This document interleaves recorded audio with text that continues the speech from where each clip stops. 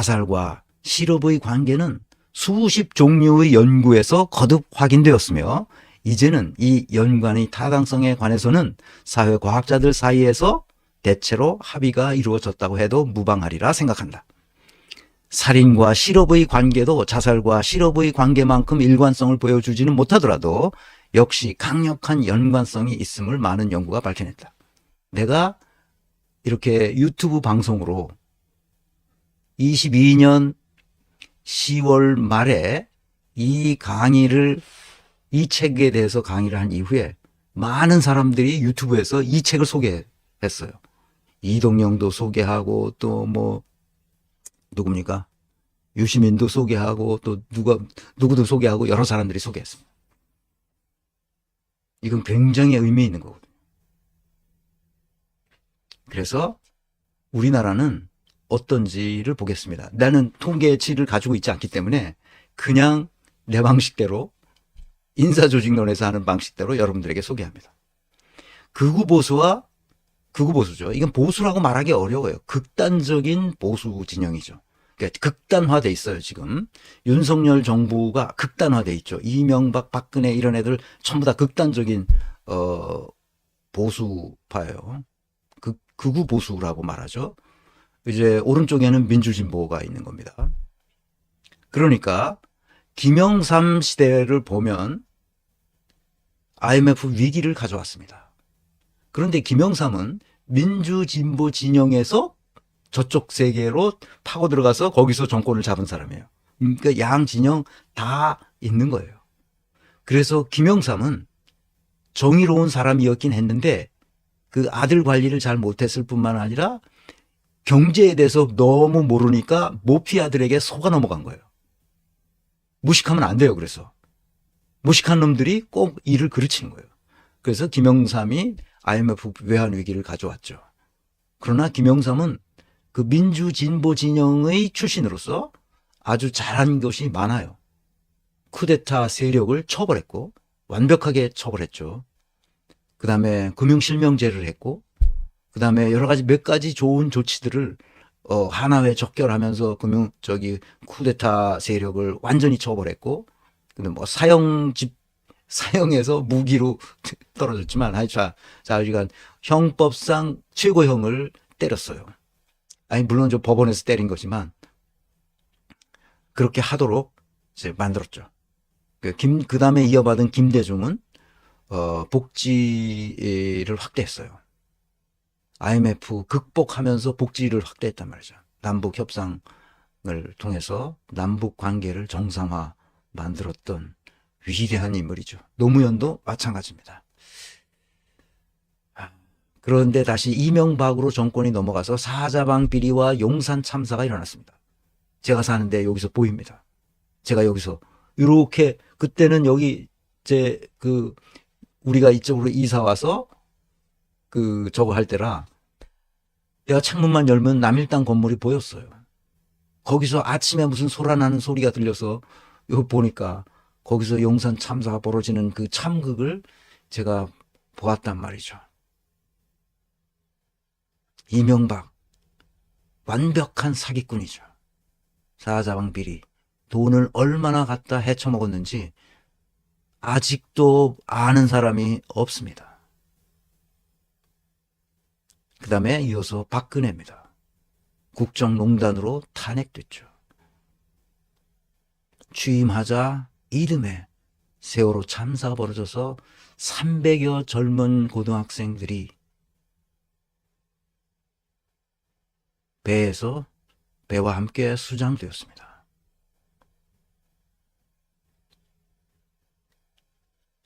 문재인 정부로 넘어갔죠. 그래서 복지가 확대됐습니다. 경제력이 올라갔죠. 이것만 보면 문재인은 아주 잘한 사람이고 칭찬받아 마땅합니다. 그런데 극우 보수 세력이 준동하지 못하도록 조직을 개혁했어야 되는데 개혁하지 않은 잘못을 아주 크게 저질렀죠. 윤석열은 그 다음에 문재인의 후계자로 이어받아 얼마 안 가자 이태원 참사가 일어났어요. 계엄령을 선포하는 내란 사건이 벌어졌죠. 오늘 무안 국제공항에서 대참사가 벌어졌습니다. 극우 세력이 정권을 잡으면 나라가 언제든지 망합니다. 민주진보 세력이 잡으면 나라가 평안해져요. 이거는 역사가 증명하고 있어요. 나는 보수주의자라고 내가 계속 말하잖아요. 국가와 민족. 보수라는 게 뭔지를, 보수와 진보가 어떻게 차이가 있는지를 나중에 강의하겠습니다. 내가 왜 나를 보수주의자라고 말하는지를 여러분에게 소개하려고 해요. 그래서 나는 확실하게 보수주의자예요. 내가. 사람들이 나를 진보적인 생각을 하는 사람이라고 생각하는데 그거는 잘못 생각한 겁니다. 때에 따라서 우리나라가 너무 형편없어가지고 이건 도저히 안 되겠다 해서 우리가 차별금지법 같은 거를 내가 찬성합니다. 그러니까 나를 진보적인 사람이라고 생각하는데 보수적인 사람이 차별금지법을 하는 겁니다. 그러니까 얘네들 지금 국힘당 애들은 보수가 아닌 거예요. 극우 세력이고 극우 세력은 그 자체로 어떻게 해야 되느냐? 그 자체로 감시의 대상이 되는 겁니다. 독일 같은 경우 헌법보호청에 의해서 감시 대상이 됩니다. 정치를 하다니. 정치를 한다는 거 있을 수가 없어요. 극우 세력이. 정치판에 나오면 투명인간 취급합니다. 지금 AfD라는 이 약간 극우적인 성격을 띠고 있는 그 정당이 있어요. 독일에. AfD라고. 독일을 위한 대한당이라고 그러는데, 독일 대한당이라고 부르는. 거기가 주시하고 있습니다. 헌법보호청이 항상 보고 있습니다. 어디서 무슨 짓을 하는지 딱 관찰하고 있어요. 걔네들이. 하원 연방의회까지 진출했어요. 정식 정당으로 지금 그러니까 헌법재판이나 또는 연방 대법원에까지 정당 해산 청구를 지금 아직 안 했기 때문에 지금 째려보고 있습니다. 그 정당 언제 얘네들이 무슨 짓을 저지를지 모르니까 째려보고 있어요. 이제 그러니까 이 극우 정당은 우리가 지금 그게 없어서 그러는데 헌법보호청 같은 데서 째려봐야 할 정당입니다. 조금이라도 지금 이게 내란을 동조하고 있잖아요. 당장 처벌합니다. 당장 잡아들입니다. 독일 같으면. 내가 그래서 보수주의자라는 거야. 아시겠죠? 이게 지금 얼마나 위중한 상황에 처해 있는지. 이거는 정당이라고 말할 수가 없어요. 기본적으로 국힘당은. 그래서 내라는 힘이라고 내가 말하는 거예요. 이제 완전히 내라는 힘이라고 말해도 되는 정당으로 바뀌어버렸어요. 박수영이 때문에. 제주공항 무안 국제공항 참사를 이게 한겨레 신문에 오늘 난 거잖아요. 제주 항공기에 탔다가 그러니까 그 지역에 있는 내가 쭉 보니까 그 지역에 있는 여행사에서 고객들을 모집해가지고 전세기를 낸 모양이에요. 여러 여행사가 있었겠죠. 거기서 전세기를 해가지고 갔다가 이제 돌아오는 길에 이런 참변이 생긴 것인데,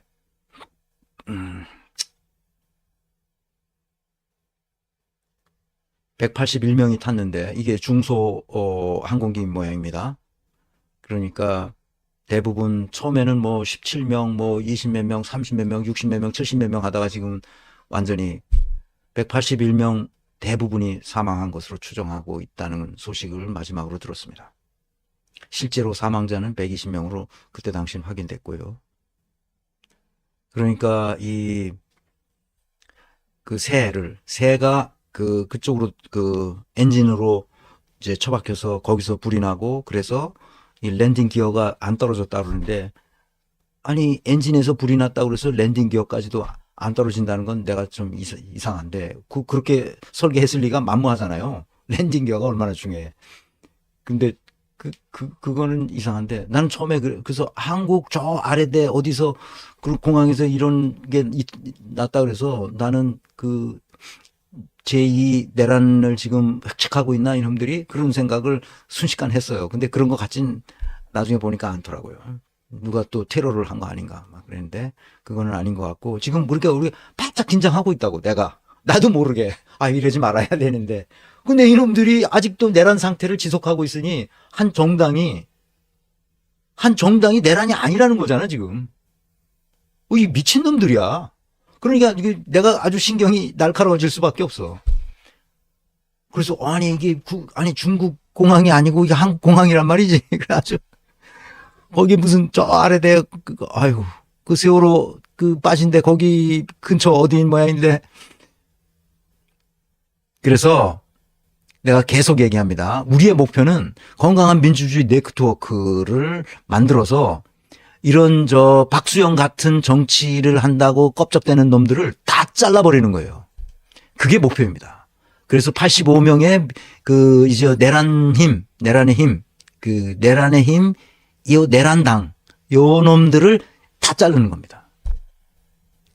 빠르면 빠를수록 좋죠. 그래서 나는 국민 소환제를 빨리 해야 되겠다. 그런 생각을 하고 있습니다. 그 국민 소환제는 이제 정치인들이 알아서 하고 국민 소환제를 빨리 해라. 그래서 박수영 같은 애들은 다 치워버리게 정치판에서 다 치워버리고 수거해. 요새 수거하는 게 멋있는 말이 됐잖아. 수거해. 자, 그래서 박수영 같은 애들을 뭐라고 부르느냐? 관전 민비로 좀비라고 부르면 돼요. 내가 왜 그렇게 해야 되는지를 뒤에서 보여드리겠습니다. 관전 민비 사상을 민존관비 사상, 그놈 정신. 박수영이라는 그놈을 우리가 때려잡아야 된다. 그래서 정치판에서 완전히 수거해 가야 된다. 그런 얘기를 말씀을 드리는데 왜 그런지에 대해서 말씀드리겠습니다. 관료 세계에서 출세하는 법은 제가 4가지를 말씀드렸죠. 학벌을 그렇다하게 만들어서 미국 유학을 다녀온다. 직무 수행은 펑크나지 않는 수준에서 중간 정도에서 조금 잘하는 쪽으로 한다. 만약에 월등하게 잘하게 되고 성과가 높으면 중간에서 다 밟아버리는 수작이 나오기 때문에 굉장히 조심해야 된다. 그런 얘기예요. 그래서 제일 중요한 건 문어발식 인간관계를 다 좋게 해야 됩니다. 근데 좋게 하는데 아무 맥락 없이 좋게 하면 안 되고 맥락을 찾아서 줄을 잘 서야 돼요. 그게 4번째예요. 몇 개의 줄을 딱 잡아서 거기다가 이제 아첨과 의전의 기술을 발휘하면 됩니다. 그래서 얘네들은 이렇게 하는 게 몸에 배 있어요. 몸에 배 있단 말이야. 그러니까 자연스럽게 무의식에서 그게 나온단 말이에요. 그러니까 역사의식과 시대정신이 없죠. 그런 애들은. 그러니까 국민을 위한 비전과 전략이 없어요.